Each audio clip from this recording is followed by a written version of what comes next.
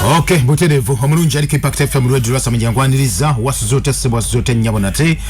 Yes, amachialu nakulwa mukaga ennaku zomwe ziri 12 mwezi gwa mukaga mwaka 2022 mugumu basi bole banyabonate irambaniriza mujye baleko jimutuzago nate engalo abagenzo okuba nti mukola bali mukubo namwe katusobire birungi byederebe kwaje mugenda okuba nti bane mukakalabya nakulwa mukaga weekend ready bayingidde damunange basetinze in nenga tuganti nkwaniza mu program emanyidwanga behind the news gamba muno yagambe mune nti obudde butuuse kati oba program emanyidwanga behind the news ekiri emabega wa mawulire agenda maaso mu nsi yaffe mwe tuwangalira gwe munafaatuliza aliye josinzo kwanda otuwuliriza nga bulijjo omunangira kalimage gange so nga weteekateeka munafaatuliza tuwana mateeka gatufuga ku program eno tugambira nti no munaffe twogera mazima meerere kkiriza obagaana oyatagagala tusakalimi baba. Gano ge mateeka gafuga program behind the news. Etteeka erisooka teweesiganga bigambo bya munna byabufuzi. Etteeka eryokubiri teweesiganga amawulire okujjako ng'ogajje wano nyumirwa nga bw'oyiga mu program behind the news. Oh yes, buterevu program behind the news. Tugenda maaso mpola munafaatuliriza tutandise olunaku lwa leero. Nja kutandika n'okujjawo waliwo allegation egenda maaso actually egenda etambula waliwo of course amawulire nga ogamanyi sometimes waliwo kye bayita gundi editing abamu editing obuntu ne babugamba ati no gundi agambye bwati but ng'otunde the real story ate ebeera ndala nnyo. Kano waliwo amawulire agabadde gayitingana akatambi ka president w'eggwanga lya America amanyidwanga Joe Biden ngagamba nti waliwo eddagala America lyekola ngegenda maaso kwati nno erisindika mu bantu erisindika mu bantu but nga America tekirizibwa kuba nti ekola ki erikozesa. That is right nenge gibakatemyemu batemyemu only the part egamba nti nno party yokaka gye batemyemu eraga nti nno tewali biraga mabega tewali biraga maaso oli yatemyemu waliwo kawoka. Sometimes twogera ebintu bino under research mwokola research newe ngamba nti nno genda for example osome Bible genda osome Bible oba ekitabo kyonna katandike kubakanga ku Bible kuba yerimu essula yoga nti essula gundi oba chapter ne verse olunyiriri no genda osome Bible for example genda osome Jeremiah chapter 1 verse 10 bwegamba osome chapter 1 verse 10 nogera n'ogisome nyini togenda kutegeera amazima genyi kyengamba either nyotegeera nga kyesulise oba ojja kutegeera nga tokitegedde oba ojja kutegeera just egambe kyokalo kitwale nti kyekiramu ate nga si bwe ekyo kino okubanga kibeera. So bwegamba osome Jeremiah chapter 1 verse 10 kyembagamba muganda wange mbagamba nti gendo kati gwe mu kusomako tandikira ku chapter 5 olabe osome kye bayita ofune background oyinza kutandika ku chapter yonna gyetandikira chapter 1 wetandikira sachi togenda okujja ku chapter 10 olwedde olina okuba nga ofunyewo kye bayita references enjawulo nga zikutadde mu bitabo ebirala zikutadde mu bintu ebirala ebyenjawulo bwe bityo kati nno ekyo kiyita research nti no oba osomye togira bugizi n'ogamba n'ojja ku conclusion yo noga nti you know what this is it no chikubawo nedda tubadde tukola bwe tutyo munanga atuliriza akati njagala okujjawo allegation yeyo olw'ensonga nti nno kituufu president w'eggwanga lya America Joe Biden yayogera ku kya yali ayogerako eri bannamawulire ng'ayogera ku nsonga eya vaccine ey'okugema era kyali kitya era bwekyo kyali kitya lento tugende maaso mpola tugetegere ebitambula mu nsi yonna naye nga lwaba nawo nkugabugamba nti nno COVID-19 akyaliyo mu nsi akyaluma abantu era nga nagamba gundi ekyagenda maaso kye tuyita okunoonyereza kukyagendera ddala maaso nagamba waliwo ebintu bitajja kusanga ku website z'abantu bano naye nga of course it's a crucial information gy'otajja kusanga naga WHO World Health Organization eri mu kunoonyereza kulaba lwaki abantu abadde bagenda maaso nga bafa ate kati bageme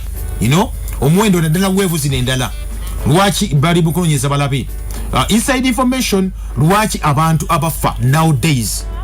omuwendo gye gweyongerawo lwaki abasinga bageme kati there are two scenarios oga nti waliwo ensonga bbiri either ng'omuntu bamugemye n'obulwadde ng'obadde n'obulwadde ne bakugema noba tolina kyotaasiza kubadde n'akalwadde oba nga kyebagamba nti nno abantu bagema nti wedde eddagala libakola bubi ekyo nekiyinza okubeera waawo then ekirala kubanga bagamba nti nno already eno virus eriwo obudde buno vaccine eddagala lya vaccine eriwo obudde buno erikyali ettono obutono bwabyo naye babuulira dda Bill Gates ne mukazi we bagana okuwa patent ku nsi ziri kyakula okola eddagala erimala so bagala kola business yo kase balinga bazirye bokka ekyo kyo mukimanyi kati naye bagala kumenya nti lwaki for example bagati daggala lino eririwo libakola era ngana naddala kati nga olaba bakozesa AstraZeneca mu season zibatwendeke zira India lyeri mu kuba nti ekola abo lwaki wevu eyokubiri tebakwatako kachitegeeza nti waliwo akakwata akaliwa obanga wevu eyokubiri eze ngaga nti kubanga mutation gye nagambirako luli nti viruses make mistakes and mutate over a long period of time eyo gundi yali nti nno already kitwali banga nebaka nga 10 n'omusobyo kati obanga bakola virus eno you know sometime back Bill Gates ne institute emaidwanga ya Public Institute y'Abangereza ne bafuna kye bayita patent y'eddagala erigema vaccine mu 2013 then no kubale myaka 10 from 2013 oba webakoze virus no wale myaka 10 virus mutatingira naye ali kyongedde okulabika nti nakawuka kano kayinza okubanga oli wenzi kwa bakakubye bwe bati ngo nagamba ngagoli wekyogerako wano Luke Montenia oba bakakubye akawuka ako mubirigo jukire bakuba virus abakubika wuka batinga bakanafuyiza amaanyi so waliwo ensonga ziri bbiri nti okayingira mu system yo kayinza okuyingira mu system yo ne kacyankana ya system neta kuwatagana remember bakuba vaccine eno nga bakubya akawuka akatalina maanyi omubiri gwo gusensinga white blood cells betwita abasirikale abalwanyisa endwadde emibiri gyaffe basensinga nti waliwo foreign object waliwo buko buyingidde mu mubiri gwo kane ne bulwana bo bennyini busindika abasirikale buzala abasirikale abamala abanje ennyo bajje bayinkaunteringe ekiyingidde mu system yo then okwefuna immunity n'olwanyisa obulwadde obwo sachira tuwobulwanyisa ikigeza nti omubiri gwo white blood cells zo zifunya amaanyi agalwanyisa akawuka bweka kyoke nyini ndweka kulumba already bo bafuna da protection nga bwina guard ezijjo bukolachi obulwanyisa buleme kukwata so yeyo cheche giga makuru agali mu kugema naye amakuru agali mu kugema gano sometimes waliwo ate ebintu byetweralikirira mukko kubanga wabakola vaccine eno nga bagigattagatta bakola vaccine ingredients bakola mu vaccine nagamba of course bakola kibayita balina kibayita gundi dead body fetuses baby fetuses abaana embuto ez'abakazi ezibazivuddemu bazikozesa nnyo kuba bakola viruses kubanga enkula then bakola kibayita gundi ne bagatta mu GMOs mu gundi eyo they are waliwo kibayita walo genes zibateekamu ne zikuze nnyo vaccine gundi eyo virus ne jikuza nga zibiri mu vaccine ndi wajiteka mu mubiri go nayo nyini etandikirawo kuba nti ekola ekulira ku speed ya yiriri nefuna gundi ekola reaction mu mubiri go kivuga bagamba nti oyinza okufuna omusujja abakugemye oyinza okufuna muboti nga bakugemye hakati on that segeza ki ntino vaccine eddagala ne bakubye oba virus bakubye nga nafu ezo otuka mu mubiri go nekulira ku speed ya yiriri ne attackinga cells zonna bweza attackinga kati instead of cells zo kuba nti zeerwanako ne zirimo okwerwanako zigana bw'oli afunye blood clot bw'oli nti bafudde nga bamugemye bw'oli nga yafudde nti yafunye obuzibu complication ez'enjawulo bwe bito bibeera kakati eyo study nayo weeri bwetyo eri mu kukolebwa ne of course ng'ekolebwa already maze okuwa facts ezo etugenze tuyongerayo kakati bwe tweyongera bwetyo omusajja ono yavuddeyo n'agamba president gwange maidwanga eri abannafana America Joe Biden jukira bakyali bali kati mu lukuŋŋaana eri mu ggwanga erya Bungereza olumaidwanga G7 enja kuba ndukuwaako mu maaso eyo nange enja kuba ndukuwa mu full nga lumaze okuba ndukomekkerezebwa nkulage abasajja batu planningira ku nsi kuno plan group of 7 planninga ki bagala kola D10 mu bana demokrasia 10 mu nsi n'abasinga so kati bali mu Bungereza batudde bali eyo bali mu kuteza nsi agenda gye kuba bateekawo kwe tunaatambulira ng'ensi yonna kyenagamba nti waliwo abeefuula bakatonda ku nsi kuno kwe tuli kwe tuwangaalira akati badde njagala kamala kuwa omusajja ono Joe Biden ebuteevu nnyo tumala okuwulira akatambike tukanyonyoke sakiza tuwekaba kazeeyo gy'oli aye tewejjira n'ogamba tebaŋŋamba kale katumulize. Now, over the past 118 days, our vaccinations program has led the world. And today, we're taking an additional step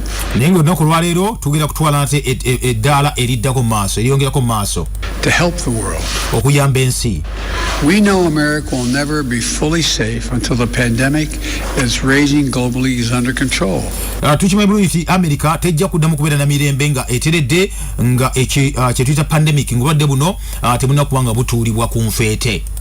No oceans wide enough, no walls high enough to keep us safe. Tewali bisenge bitumala, tewali kijjatumala okuba nti mwe tubeera nga tuli balamu. Rampant disease and death in other countries can destabilize those countries, and pose a risk to us as well. Nagamba nti endwadde eziva mu nsi endala naffe kenyinza okuba zetukyankalanya, tubeera tetufuna mirembe n'akamu. New variants could arise overseas that could put us at greater risk. Nagamba viruses empya ne variants empya ezinokuba ziteekebwawo mu nsi zonna eziberukawo mu nsi ez'enjawulo ate ne zitufuna ezituteeka naffe ku katyabaga. And we need to help fight the disease around the world to keep us safe here at home and to do the right thing of helping other people. It's the right thing to do. Nagamba twetaaga okuba nga tusitukiramu wane waffe waka okuba nti twetaasa ffe ffenna ate n'okuyamba kweza ensi endala nazo okuba ziyikola ekintu ekituufu ekyokukola. It's the smart thing to do. Ekintu ky'amagezi okukola. It's the strong thing to do. Ky'amaanyi okukola. In March, mu mwezi ogwokusatu we shared over 4 million doses of our AstraZeneca vaccine with Canada and Mexico. Twagabana doze ezisuka mu 300 n'ensi nga Canada wamu ne Mexico eza AstraZeneca. At the end of April, we omwezi ogwokuna ng'ogwako announced that we would provide another 60 million doses of our AstraZeneca vaccine overseas. Twagamba tujja kugabana nate that is doze za AstraZeneca ezisuka milioni 6 nga tuzigabira nate ensi that is eziri ebweru esimu America abula ensi eziri ebweru wa America. Remember, mujukire, this is the vaccine that's not authorized for use in the United States yet. Ntino line eddagala erimanyiddwa nga erya AstraZeneca terikkirizibwa kuba nti yeyambisibwa mu ggwanga erya America as per now. Tebalikkiriza kuba nti balikozesa mu America. Nja kubulya ensonga lwaki. So we're going to be sending it to folks once the FDA has reviewed this, and so tuyakuba tulisindika nate singa bana abaddagala bana bakikkiriza okukikola said it's safe. Nga bagamba nti no liri safe. This is all the AstraZeneca vaccine produced in the United States, all of it. Nagali eddagala erya AstraZeneca erikolebwa mu ggwanga erya America lyonna will be sent to other countries. Lijja kuba lisindikibwa mu nsi endala. And today, I'm announcing they will also share US authorized vaccine doses of Pfizer and Moderna and Johnson & Johnson as they become available with the rest of the world as well.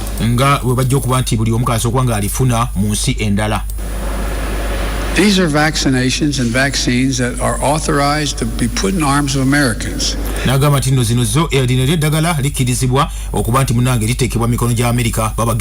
And by the end of June,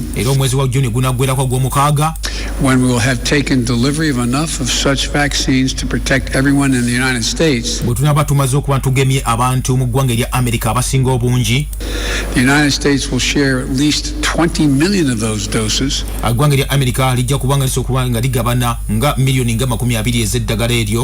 that extra supply with other countries. This means over the next 6 weeks, the United States of America will send 80 million doses overseas.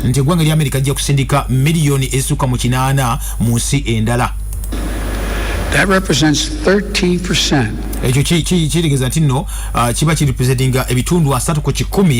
of the vaccines produced by the United States by the end of June. That is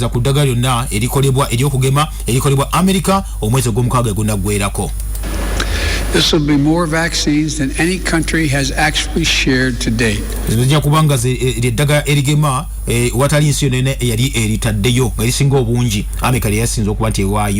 5 times more than any other country.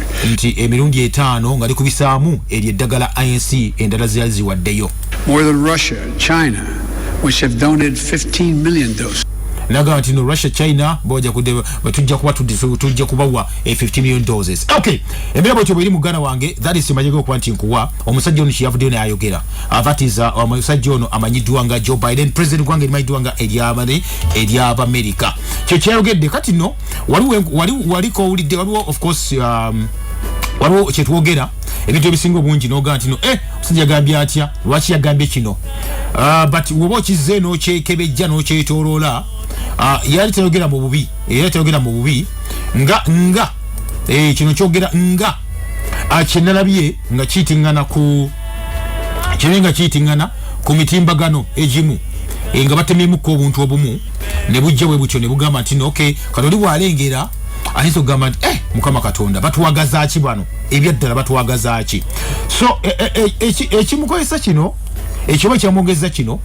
nti no eddagala kubanga walone gundi ebimu yaga nti no this gundi te bine eddagala ino obe mmere eno tekizwa kulibwa abantu ba America tekizwa kulibwa wano tekizwa kola watya ebyo bwe biri mu nsi yonna waliwo ebintu bakola nti bikirizibwa wano tebikirizibwa wali kakati ne botunya vaccine ezenjawulo zino waliwo ezikirizibwa mu nsi ezitakizibwa mu nsi ezimu kubaka lwagamba tino AstraZeneca takiza mu ggwanga lya America aba mutuufu kubanga bannafana bakola eddagala okusinziira bakomparinga vaccine ezenjawulo zino ne temperatures waliwo okuba ntizigira newankubadde ensi ezo okubanga yezikola ne bagikolera ate ensi endala ebirenga yezikozesa bwetyo ekyokulabirako eddagala lino Oxford AstraZeneca gye bakola bana ba uni gundi kuba balina omukago ogwo gukola ki abangereza biki ne bakola omukago ogwo kubajjukira Bright Institute ya Bungereza yegatta ne gundi ne Bill Gates ne bakola ki ne bagula vaccine eyo oba ne bagula vaccine eyo tegeeza ensi ziri bbiri kiva kuliko Oxford AstraZeneca abakola ensi ezo zikola AstraZeneca oyo kakati that is company that is ya America yabagundi gundi ani Bill Gates ne company oba ne ensi emayiddwanga eyeggwanga eya Bungereza emayiddwanga Bright Institute kati bano bakola AstraZeneca eno nagamba tino it's genetically modified virus nga kimaze okubulya wali bagigattamu ebintu ebyenjawulo webagikuba mubirigo ne eyizo kula ku speed ne kucyankalanya example gye nakuwa ku gundi obulwadde bwa polio bwalumba abantu kiva eddagali bagemisa abantu abanje nnyo sometimes balikuba oyinza otuuka ekiseera ne likukola bubi nnyo n'ofa n'okufa ekyo kibeerawo ezo gundi zibeera ku kese zibeerawo nnyo ezo ne bagamba teba tabbu ya musawo kasabira abawonyezaako like percentage ennene abamu nemufa tekibakwatako ekyo that is ekyo kyowe ekiri akati wakimanyira kugamba ebintu bino nti kati Oxford eno gye bagamba yo yagundi AstraZeneca ya doses 2 era nga bazikuba okusinzira ku gundi yabwe oba storage gundi yabwe gye baba nayo baba ku degrees Celsius ziba 2.8 degrees Celsius kakitegeeza nti ensi zaffe zino wegikola tebeera mu bunnyogovu tebagikola yansi za bunnyogovu bagikolera ensi zino ezirimu ko kumusana mu tropics bazikolera ezo in fact obozirabye eddagala ediso kuba tuliko esaffe nga bannayuganda tulina eyo AstraZeneca oba Africa because tuli mu gundi ensi zitali mu bunnyogovu nnyo minus South Africa kwa South Africa teyofuna ku winter so tulina AstraZeneca tulina gundi Sinovac Sinovac yabagundi yaba China oba Sinovac tulina ne gundi tulina ne nene ya gundi eyaba America mayidwanga Novavax Novavax then tulina eso kubanga zijira wano walone Janssen eyaba gundi bali aba Germany wamu n'abasajja bana America ezo kubanga botunya gundi yazo jezibeeramu temperature nti temperature betu favoringa wano ngaffe abafirika kati ate favoringa America olw'ensonga nti babina obunyogovu bungi tebafavoringa kubanga bagamba irina okubeera mu climate oba mu storage gundi yayo gye balina okuba bagiteekamu irina okuba between 2 to 8 degrees Celsius kati bwetyo ebiri kati bwetulina eddagala ng'eya Moderna n'otunuulira eryo baga nti no part of it erinayo gundi naye bagigattamu gundi kyenagamba eki kibayita it's genetically modified mu mbeera bagattamu ebintu ebyenjawulo ne doses bakuwa 2 naye ate bobo kati storage yaabwe erina okuba nga eri wansi wa minus 25 to minus 15 degrees ezo kitegeeza nti olimu kubalina okuba nga oli mu bunnyogovu ate bw'ojjano kwandi waffe sometimes waliwo ensi zino ezikyakula abamu osanga amaka matono nnyo agalina fridge baba balina fridge tekuli masanyalaze kati bakuwa virus bwetyo vaccine bwetyo kiriza obagaana bajja gikuwa eggweeko mangu nnyo kubanga ojja kuba ogiterese mu gundi embi ennyo etalina gundi etalina kubanga tolina bunnyogovu obwo mwesobola kubeera nga teweddeeko oba nga teyonoonese then of course waliwo gundi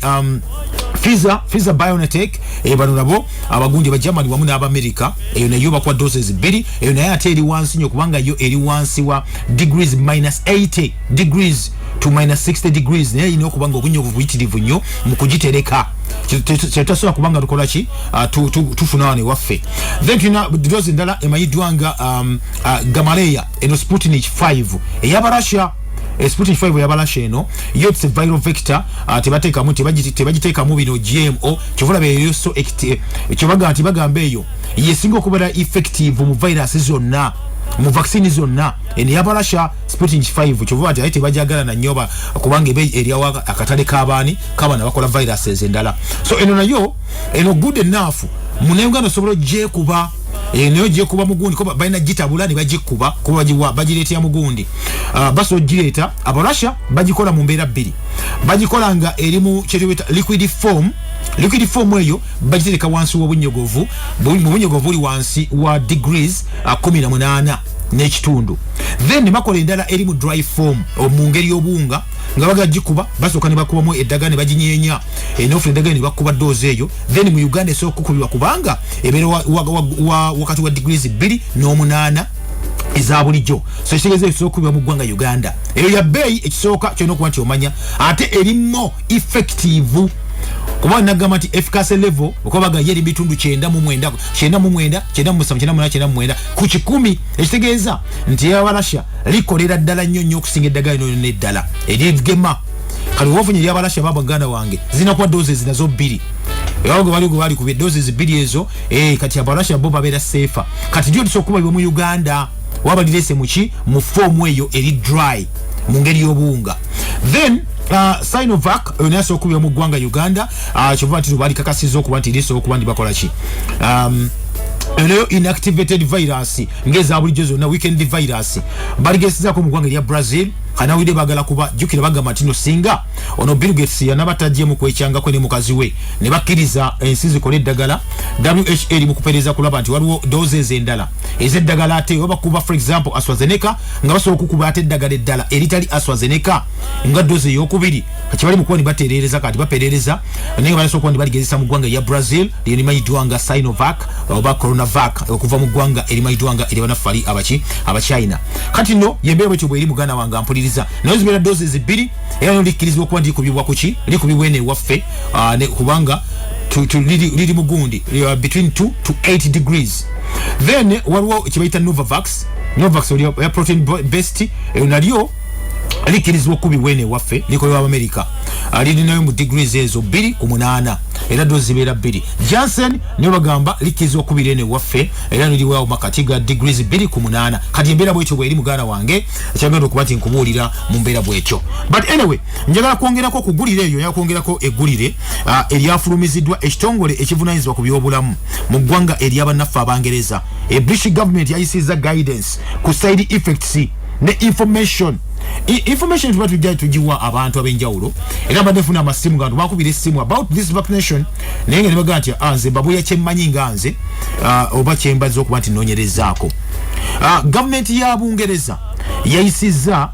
issues zino ne guidance ku side effects ne information yenna eri ku ddagala erigema vaccine ne warnings against okutekinga vaccine ezimu mukiwe kino bannange eddagala eri bagambye banna Ababungereza abakola eddagala lyetukozesa naffe wano kubanga Bungereza gavumenti nerikola erine AstraZeneca erikola ne America ne bakola balina partnership eyo kyuma bayita it's Oxford Uni AstraZeneca kakati bafulumiza ebimu ku ebyo points ezimu zoyina okufollowinga bafulumiza actually documents zabadde mukaaga ezabadde published by the British government era kweziri ku page ya government eyeggwanga erya Bungereza ku page yo kwezi bulungi nnyo point number emu esooka eziri important zenakujiddemu ezimu uli esooka the vaccine twogera kati ku ddagala eriva mu Bungereza erikolebwa nga tulina era n'eddagala lyennyini lyetukozesa ate nga gye liva libagemesa abantu wano the vaccine is not safe for pregnant women or women who plan to become pregnant within a few months of receiving the vaccine nti eddagala erigema lino ekuva mu ggwanga erya Bungereza terikkirizibwa teriri safe n'akamu ku mukyala omuzito abakyala bali olubuto temukirizibwa kubibwa ddagala lino oba abasuubira okufuna embuto mu myezi emitono nnyo nga bafunye eddagala lino oba nga bagenda okufuna eddagala lino mukitegedde bulungi bw'oba osuubira okufuna olubuto tokkirizibwa oba oli lubuto tokkirizibwa kubibwa ddagala lino eryokugema ekyokubiri the vaccine is not safe for those who suffer from immunosuppression immunosuppression kitegeeza nti ebaga nti no eddagala lino teriri safe terikkirizibwa tebagamba kuliye kubagwe munaffe alina ebirwadde ebiralalala nga kibayita immunosuppression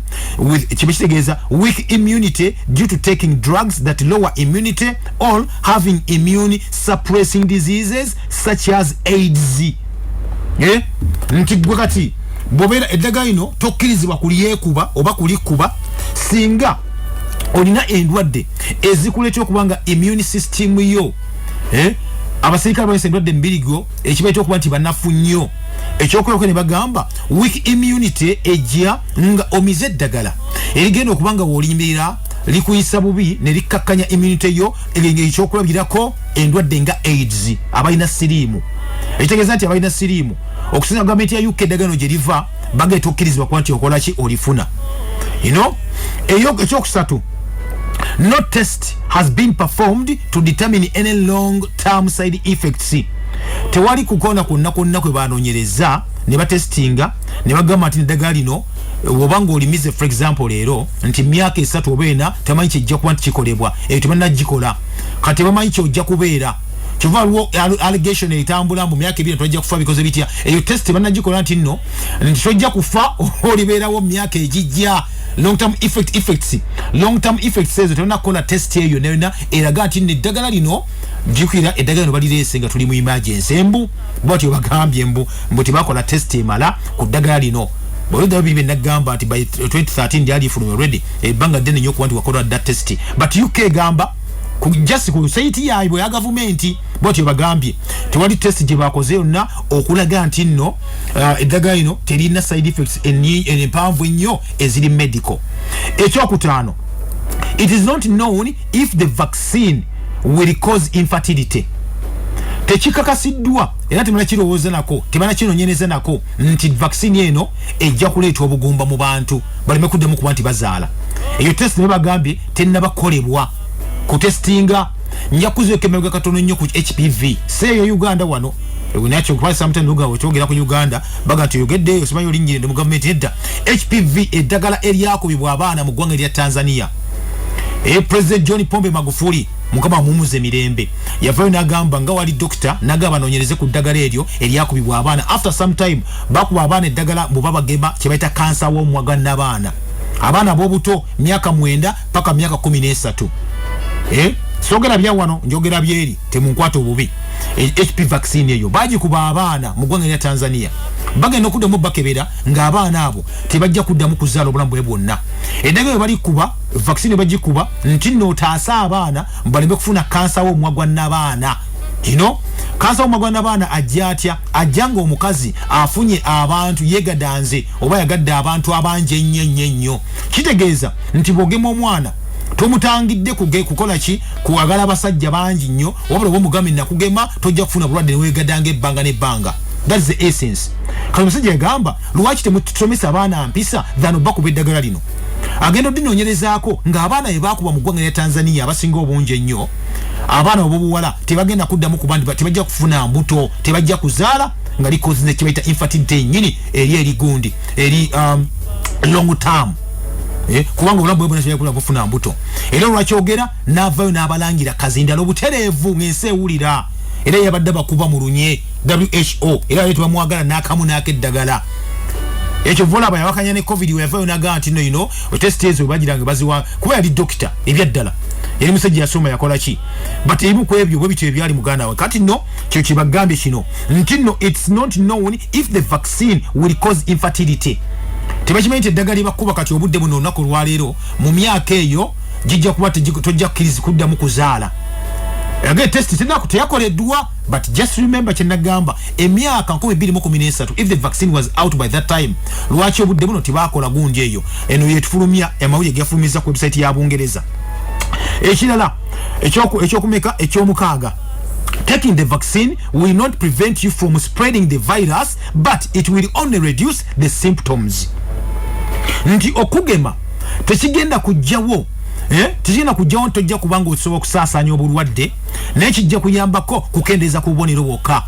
Ekitegeeza bakugema jukira nagaye bagema bakuba kawuka nga bakanafuyiza naye ate ekyo kibagambye nti eno variant bagamba yokubiri mbu yavuddewa nti yeyinza okuba yavudde mu bantu abambala kuba ndi bagemebwa kubanga bo basiiga kadoli wakusiiga aleka akusiize tebanakafunira ddagala kivanga abantu bafa nnyo nebaga noli bagemye afudde ate ne bagamba tino kayinza okakavudde ne bana abantu bebageme bennyini ne basiiga abantu abalala oshegeera Luke Montana kyeyayogerako mu interview yakuwa last week kakati no bado batugambye nti okufuna vaccine eno tekikujjaako kuba nti okola kitojja kusiiga kalwadde ojja katambuza kijja kuyambako kyokka keneza kubonero bakola nti olinga omulamu otambudde tokyalina mimiro gikalubye tokyakolola tokyakola ki tokyalumizibwa mutwe nenga ojja kuba obulwadde osobbusiiga abantu abalala ekitegeeza nawe gwe bagemye olina okubanga osako maski olina okubanga okola buli kimu olina okubanga okikola ng'omulwadde ekirala ekyomusanvu you cannot breastfeed if you receive the vaccine nti tokkirizibwa kuyonsa bw'oba ng'ofunye vaccine eno kali bamama tuzamuwulira bamama bayonsa breastfeeding mothers tokkirizibwa kuyonsa ng'ofunye vaccine eno ekyomunaana the vaccine has not been tested in children and may not be suitable for youth under 16 years of age eddagala eggamba liva mu Bungereza lyetukozesa wano baga nti nno eddagala lino vaccine eno egema abantu tennaba kuba nga bagitestinga mu baana abato era tekkirizibwa kuba nti eweebwa abaana abali wansi emyaka 16 abavubuka egy'obukulu ekyo kya munaana ekyomwenda the vaccine is only 95% effective nti eddagala lino libakuba liri ebitundu 95 byokka okuba nti liwonya which means that 5% of people who got the vaccine still have severe symptoms of COVID-19 disease. Ekitegeeza nti ebitundu 5 ku 10 abafuna eddagala lino ery'okugema bakyalina obubonero symptoms nyini ez'obulwadde obwa COVID-19 terina kiri bakolako. Ekitegeeza baga nti ekiro bakinyanga bagamba nti no demographics wamu ethical backgrounds are obscured and the results of these 5% of the people are obscured. It means that we do not know if these 5% are of a certain ethnicity or not. Kati batamanyi nti eddagala lye batakolako ebitundu 5 ku 10 eddagala libagemesa wita bakolako tebamanyi bantu bakikula ki baki tebanakola study eyo kati vaba baga nti gundi afudde gundi afa mazo okuba bamugema ebyo bitundu 5 ku 10 beba tobaga maso okuba nti bafa kati bantu baga tebanakola study eyo kuditamininga oba luwaki munanga mpuliriza kiri bwe kityo kati bino byenkuwadde government ino already America gwanga lya Bungereza biri ku website yaabwe ajaganyizo jikuwa www.gov.uk government publication regulatory approval of Pfizer biotech vaccine nedagadaga bandi bakola gwe munafatuliriza lyetufuna wano kakati nzikidde ekigambo kimu Minister Avana agamba wano nti nno abantu abali ku ddagala area sirimu erya Mukenenya basobola okufuna doses zino ezagu AstraZeneca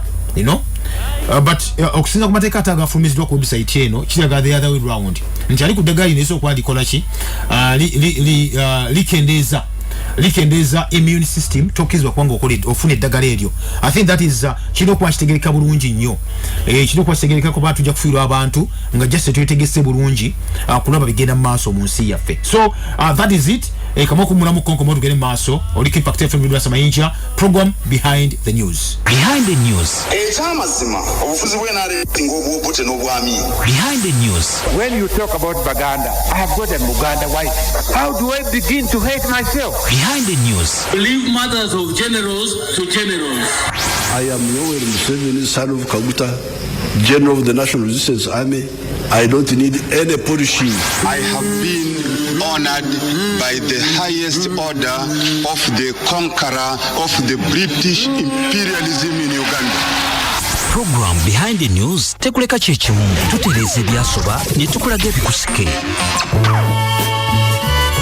Oh yes, buterevu Behind the News ekiri emega wa mawulire tutereza ebyasoba ntukolaga munange ebikusike tugenda maaso mpola mpola yakatoyungako tutambula bwetyo munafaje yo Impact FM Radio Sabayinja. Okay omusajja amaidwa nga Bill Gates munafa atuliriza kikakasidwa ntino munafe okusinzira ku mawulire agava mu ggwanga lya America ekiraga nti nno nabagamba ko ni actually sometime back anti yali already bamubalanga omu kwabo abalina ettaka erisinga obunene mu nsi that is mu ggwanga erimanyiddwa lya America. So okusinzira ku report yafulumiziddwa yena report bayifulumiza just weekend ndowooza naye nga already nakyogerako dda emyezi nduzange ebiri mabega okuba nti omu kwabo balina ettaka erisinga obunene kati bagambye ettaka erisinga obunene eryo agakuba alimako ebintu ebyenjawulo nga negundi ne bana balya McDonald's fries ezo zemulia fries tegeza chips tuzita chips free fries because ebitya tuzita chips wano ze balya obumondo bagabo bali makutaka eryo oba mugundi eyo ne bera munyonyo so kubanga olengera kubanga already ina kibaita gundi bagita acres balina aina acres emitwalo 26 mu Rwanda emitwalo 26 mu kenda ezo acres alina ezettaka mugundi mu states mu ggwanga lya America eziwedera 18 kati no musajja bwatyo munanga wa kikuba ekintu ekyo kati no kibitegeeza ki akitegeeza banafa baga nti ebyokulya bino bali mu kubanti bakola bikibyo nebena bagakwa birimaawo obumonde buno already bakola bukole nagamba already bakola bukole oba babugattagatta omaidwanga GM obaidwa bwa GM they are genetically modified bumonde buno already nagamba nti no systems zikakubanga zitambula mu nsi yonna kino tukizeyo kati mabega ekimega wegulire bweriti nti no obwede omusajja yagambye nti ebimu ko bageo kuba nti baluubirira biri bimu nti balina okufuna kye bayita okutwala ensi eno kuba bagamba omusajja yagamba if you want to control population you know you have to control food bwa controllinga abantu controlling emmere nje bagenda okuba nti balya bateeka mu mbuto zaabwe kati McDonald's ezimu kwezo agetwaligamenga fast food gundi restaurants mu nsi yonna bakozesa kye bayita flies ino nti flies abasinga obungi obanga olidde akamonde kebakoze akali genetically modified omumondo bonagamba ebuli mu ggwanga oli Uganda wano tetwasalinga teka za kubuleeta ne olidi waliwo abuleeta wano abachina banga babulima eri Masaka babulima mu Lwera ne babulima wa ne wano actually ebusoga bakola ki wanagamba olina kuzanyira eddoboozi lya Kadaga yali speaker kati nga minister atana kubanga kakasibwa yavana agenda kusupportinga nnyo bano era kyalidde ku company erima ekola obumonde sina kulima bola kola bakola then balima ensigezo zibakolerera zibajjebweru ne bazijereta wano akamonda ko nagabwe ne babonetya ko nembula bano bulaba okakwata n'okanyiga kabakanene yakanyirira kati kabakasize ebizigo nga bakozezaako okwata n'okanyiga botinga neyitamu nga kavamu amazzi akamonda ako kwe katyo kati omumondo obwo ikozi wabugonda nnyo emmere tetya kubanga bukolebwa emmere tutsa kuba akola ki ate buwoma mmere kwafe twamanyira Afrika nti akamonde kafika kwa kakaruba kenyini ettaka lino katonda lya tutuwa woli tukadega makamonde kabakagumu kati buno bobo gonda kachiba ko omumonde buno babufumbisa chips ezibaita fries ezo kati amwanga agamanyi bwegati agayina companies McDonald's wano tuyina bichi zima KFC tuyina bikoze bitya tuyina feel like chicken tonight bichi kati wano chips gundi ngawula batuyina gundi za chips ezikola chips fast foods nyingi nnyo omono babusika ni bakasika kabanga kaguma muko kati nolya ngoma into ideka monde kafika na akeri egundi ekisolo kumbe olide kamonda alike bakoze obukozi agenda okuluwaza cancer mass eyo kali wacho kibaliko obudde buno kati plani eyabirugezo kwati ainetake dene erisingo dwene mu nsi yonna tekyewunyisa kubanga that's the plan basindika mu nsi zonna basindika yo waliwo kibayita monoculture olime okibala kika kimu baga balina okufuna kibayita farmlands mu nsi ezenjawulo ensi ezikyalina ettaka ezikyalina ettaka eriri virgin ettaka eriko ebibira ettaka eriri fertile ettaka eriri nga teri nyumbi temulimu chemicals ettaka balyagala companies biri sponsors okuva ebweru ne zijja mu mawanga agayina ettaka eriri akabinga Uganda ne gagula ika ne gasengula abantu nga bakozesa abagagga ne bagula ebyalo n'ebyano okwasere n'ovaawo n'esenga n'ogenda bo ne bateekawo ku ttaka eryo ekibala kimu bwe kiti monoculture kibagamba ekyo they want to control population nga bayita mu mmere nti sachira twe bakugula n'ogenda n'ogula boda baguze ku ttaka lyo enkyo ogenda gula mmere ogenda gigulawa ogenda gula mmere gye bakoze obukozi si gye balimye eyaffe but ne bagirimye nga bagikoze enkole enokuruwaza mass eyo kibava gamba whoever controls the population controls food whoever controls food controls the population oshige bya bigabo bya Henry Kissinger omusajja yakola blueprint yokuta abantu abaddugavu ku nsi kuno nokendeza abantu abatasobola abavu ennyo akyaliwo kati akyali mulamu bakyateesa kati era nga ne G7 bamweza mawuli agawa gafuddeyo atula ku Big Bag gundi mu Big Bag Club n'atula ku table nabira ng'omutesi omukulu yakola plan yonna yokendeza abantu nga bayita mu mmere munafu atuuliriza ebitogera bino si byagundi but kati kyegamba kino nti nno already ensi bwetyo bwe planning era kati ensi yaffe mwe tuli tuwangalira webajja kyegambye nti monoculture it's part and parcel of multinational organizations egundi ezo bateka sente ngwe nagambye ne bajja mu nsi bayise mu company ezenjawulo ne bagula ettaka ne basimbayo kika kimu kyokka ekyekibala ekyo nenga bwokyetegeza ekibala ekyo bakikoze bitya tekiri organic mumbera yemu nga nyaga kwongerako nga sina kwala simu Mark Zuckerberg owa Facebook mugana ulira Mark Zuckerberg wa Facebook yagambye planninga ebbanga lisigadde ekitundu ky'omwaka gusigaddeyo agenda kuba ne yadda mu kyalo aberenge emirimu gyagikolera ku byalo lwaki ali ku plani jukira nti wa Facebook omukwa aba Facebook abandi balina Facebook bava mugundi baliko bi story ndi omwana yali mu university nagira tukoze ekyo gabana biki fake kati wachinga mati fake resonga the plant white was manyadda abasajja balina controlling kibaita information sharing information abaji controlling bulungi nnyo kakati omusajja yagambye naye agenda kudda mu kyalo bala kudda mu byalo bakole ki tugenda kulaba tugenda mu system kati je tugenda nitugwa kubanga buli kyalo kyonna kifuna kiruta access ku internet access to internet kabasa zobwali bagenda njaga kola remotely ekimuntu wala kola remotely mu myezi no mukage gisigaddeyo ku mwaka aganti nno ke kaseera nti akoleko abanga aganti agenda kola yake waka bayokoli waka yagame akola remotely nga banonyeza balabe ebitundu bine by'ebyalo byonna babiyingira bityo ogati buli muntu alina kibayita gundi anafuna smartphone anafuna internet anaba alisa so ku accessinga okuba nti munange ofuna internet yonna akyogedde kino ngwenda abagagga ba okuli Elon Musk okuli omusajja mayidwa nga Jeff Bezos bo bamaze okuba ndi batwala obwengula bwaniko satellite ezige kwa zikozesebwa ku internet mu nsi yonna nobere mu kyalo ngoje force okubanga ofuna internet then plan erije nagamba eya cheap ebirenge eri so effective ntino balina controlling abakozesa internet amanyago kubanga mwayasa mwana ne milongoti jabwe ne mugoba 5G omwe mwajigoba bayita kati emirongooti jimutajja kuba nti mulabako ejiri ku satellite waggulu mu bwenguleyo olidi batekayo sente ziruka mu 10 kati olidi zetulina waggulu kati embera bwetyo weri muganda wange kati no oyina okwegendeza muganda wange ampuliriza aliko Impact FM radio Samenja kali kamne kusimu za mwendoza wano katono nnyo etuge tumaze program onako lwalero. Yes, good morning, sir. Thanks for the presentation. Okay, but me, I see that those fall under depopulation. Okay. Titus inalia again timino nabiraba nga biri wansi wa depopulation oli mutufu nnyo bwana Titus inalia bano that is the plan ye plan nyinyi gibaliko okuba bakendeza abantu kye tulika actually kuba ya agenda nagambe lindirira nga gundi ewede ngena kuwa reporter eya G7 ngewede bako batesezaako buli kimu ogenda kitegera muganda wange kubanga already wawe twele kyemmanyi kibali mukuteesa wakati nena get tujabyo ga report ya fulumye okay fe wano ekibuli ku dipo shekirubowa ya okay shekirubowa okay yafudde nga teba mugema okay naye nsaba ompe ku ngeri je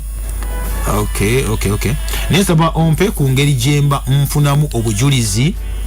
ku ddagala okufulumizibwa mu 2013 atenga obulwadde bwajja 2019 Jibedia Yahaya yo bujulizi aliwetaka bujulizi buchiba nakola program one already program zo inazida mu ziteke by the ku mukutu ku YouTube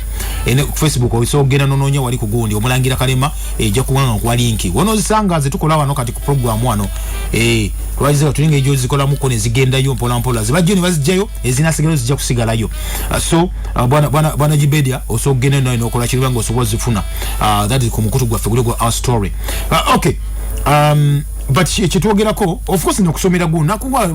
program eyo nozana jikani bajijjayo nenge nagikyusamu konzire mu ntekeyo natujjemu ebigambo ebimu I think yamukozi bajjayo ndowooza program nasoko bwanti nkola eza eddagala Bill Gates nga ine company maidwanga eya Bright Institute na kuwa ne patent number. Ate ko patent number kitegeza kibachi osono government ne bobo kitade mu computer eri so kulaga ani go ba patent number wananyini obo nga wega copyright najikuwa kati achemanyi kitegeza nti ne dagali afulumizibwawo virus vaccine actually because ebyaddala tosa kubango ina eddagala erivumula ekirwadde ng'ekirwadde tekiriiwo kati olibanga eddagala erivumula lyafulumizibwa mu 2013 you know kati ate kati ogambo nti obulwadde bwafulumizibwa mu 2019 kitegeeza bwe bwali bwafuula dda aye n'ekirala ekyo kinekyoge ne mbagamba nti no wabanga ddala Bill bamugambye nti oyina patent tusalireko ensi ezikula zikole eddagala erigema abantu babagebe mu bungi ne bagaana ne mukazi we ne kibaawula ne WTO the World Health Organization World Trade Organization ne bamwegayirira ne bagaana kikulaga kyekyo nti wedde obwannannyini abulina obwannannyini abulina muganda wange Bill Gates and Melinda. You want to depopulate the earth? What the hell gives you that right? Who are you to sit down with your billions and talk about who can live and who should die? Program Behind the News tekuleka chechimu tuteleze byasoba ne tukulaga kusike. Bwatyo tukola baba ebyaddala tetwogera byagundi twogera ebinaabawo n'ebijja okuba n'ebitabaawo naye ne bibeera mu maaso eyo omulungi atuliza onagambye atya ye Impact FM kwoli hela wali munange esebo munanga yege mazima amazima genyini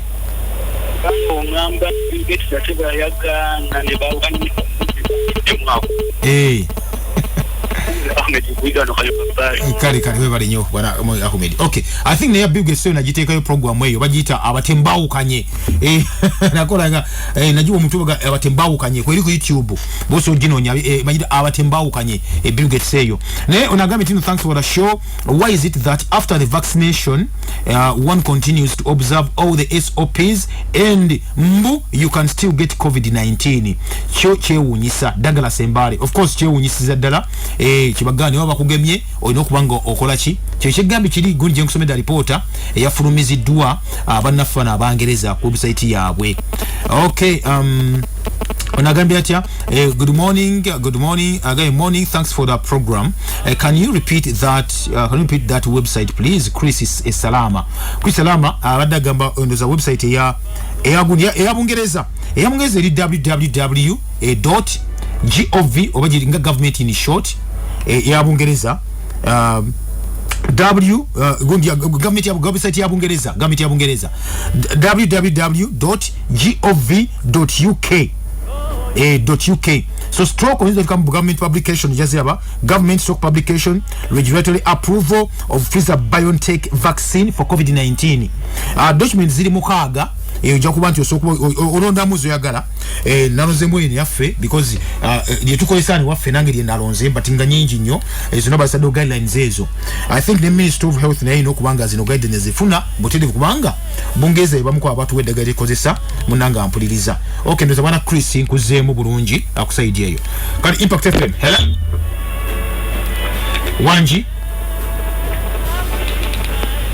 Okay, sebo abagaga masaba John walo program message zonsindikira nga sisa ziddamu enagamba ngo naga mutu yono zisindikira bwana masaba John embali kwango uliriza ewe kwango uliriza so kulinga nzizemu anesi ngonkubide simu nenkugulira waliwe so kwogera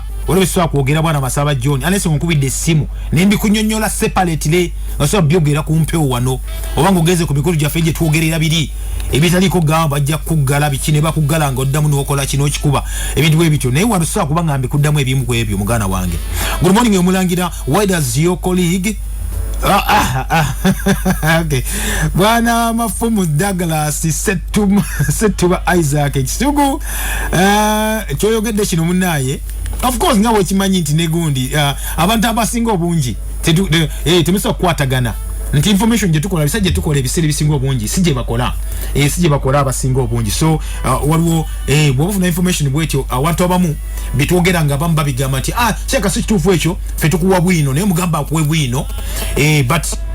ojja kwesanga nti abamu of course abamu bakola ebintu nti basasula okukola ebyo bakola basasula okukola ebyo bakola bawane ekintu kibenga kiyitawo in their favor oshegeredoza okay nze Kibogo Isa engole Kagulu Buyende district amazima abazungu beba sitani benyini oh baba okay Impact FM kwoli yala wewe kuiza mlange yesebo yesebo black hole ebya Friday sembayo mu mwezi kale ebyo tubikola ku Friday sembe mu mwezi ebuze ebyo biri geno okay currently you can't see black natural watermelons in all markets wow there's a black abaza agondiza is a green is inodoze zizaffe yagati no budde buno tosobola kulaba black natural melons black natural watermelons nti watermelons zilize twalina is a black is a dark green tosobola kubanga ozya mbutale ebiseera bino netadde ko linnya lwaki tosobola kubanga okiraba kiri gambi kiri sometime waliwo ebintu tulina tumanya abasajja baga kusanyawo emmere yaffe nayo nje tulina balete meji go kwatugula buguzi mu katale ngo wenoga okusimba watermelon oyina genda gula nsigo yabwe nga ensigo joge okubanga osimba watermelon jojo kulanga ngale kyawoma na kuwoma tested dukeberenge efudde nenge kyo kya tested kubanti efa tested so okufa nenga tuli balamu nechi bishiri nti ngempeke bakoze enkole nga zigakuba zitulwaza cancer mass eyo owezo obutafa gwali wano obunako lwalero ne abana bonozaala nga bajja kuba bakola ki bajja kuba genda bugenzi muganda wange mugana wange Kalema wandeka sikuti simbatidde ku mukyala Natali Brown emirimu jazze atumibwa mu mawanga agenjawulo emirimu jazze atumibwa mu mawanga agenjawulo program I think njagikola njitekeyo bwana Yahaya njagikola njitekeyo ku mukutu tujja kwa tugira njina njagikola tujitekeyo ku mukutu twajogera Natali Brown twamunafuye twamukakanya mu gwanga Uganda kivuga yakakana ebyaddala oza mwakitegeera ekyo kyo credit tuliawe wadebwe kibwe kyali okay omulangira okimanyi nti that Uganda doesn't inform its citizens of COVID-19 vaccine being protective but not safe mafumu Daggala said to Isaac again thanks a lot again okay Uganda muna etebikola ne good enough to fe tubikola tuyogerako ku mpewo wano kivuga nti bimu tebatuwakanya tebatuwakanya kwa tugede facts zenyini Impact FM Webali kuuliza munange Nasali mchegondo owana enachifuma Nsanso kuuliza munaye ebigambo byetulya bya makulu nnyo Yesebo naye kyenjagala munange batukubako ekibati ky'embizi ene nakifuma ekibati kyeki embizi naye tunyo kamala sikunkuba sikumusana kikuba bulwamu ensaba bekikwatako bonna bakitaase kubanga tufa mbizi kizo zibalundira mu bantu mbizi zibalundira mu bantu eyo mbizi ziri eno nakifuma Sebo omuntu nanyiniza like abavugana mu enam sometimes walisobola kulunda mugundi mu mbeera nnungi then omuli muguddukemu ne okay kasa information gifunye naye akajiwulidde oyo nyini arunde embizi ezo nga abantu batemu naffe nga zibawunyirira okay tujja kwa twogera ndoze bisingawo munangana wange ku buddo bunaddako ngenda basi buli wano bagembere bulungi basebule banyabo twesabire ensesabire buli omu asabire munne ebyaddala kubanga jirugere tumanya amanyiyo naye ngari tulowooza tusobola okutegeera ebinayogerwa maaso eyo kubiriwo kati obudde buno n'ebyatuteekerwa omulange Kalima Gegange mbe bulungi mweraba